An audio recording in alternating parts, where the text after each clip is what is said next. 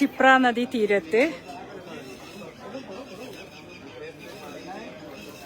ക്ഷിപ്ര നദി തീരത്താണ് ഇത്. ഇത്രയും പ്രാചീനമായി തന്നെ സൂക്ഷിച്ചിരിക്കണ റിണു മുക്തി മഹാകാൽ ക്ഷേത്രം. എത്രയോ പഴക്കമുള്ള ഒരു ആൽമരം.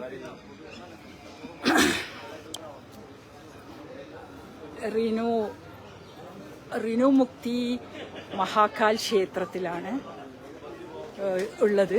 ക്ഷിപ്ര നദീ തീരാണ് ഇപ്പോൾ ഞാൻ കാണിച്ചത്. ക്ഷേത്രം ഇത്രയും ചെറുതായിട്ട് തന്നെ ക്ഷേത്രം ഇപ്പോൾ ഒന്നും നിലകൊള്ളുന്നത്.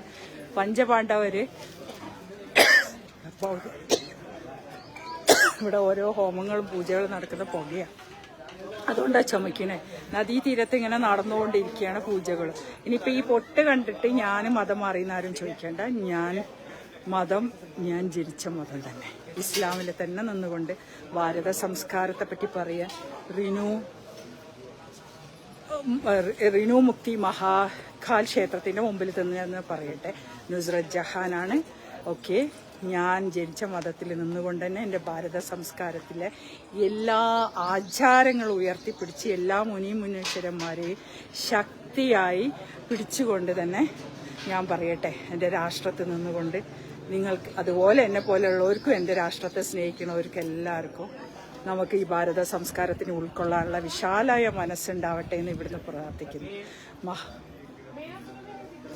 റിണു മഹാകാൽ ക്ഷേത്രത്തിന് പഞ്ചപാണ്ഡവരോട് ഏറ്റവും സങ്കടത്തിലിരുന്നപ്പോൾ പഞ്ചപാണ്ഡവർക്ക് ഉപദേശം കൊടുത്ത് ഇവിടെ പൂജ നടത്താൻ പറഞ്ഞ് കൃഷ്ണ ഭഗവാൻ ആ ക്ഷേത്രമാണ് ഇന്നും.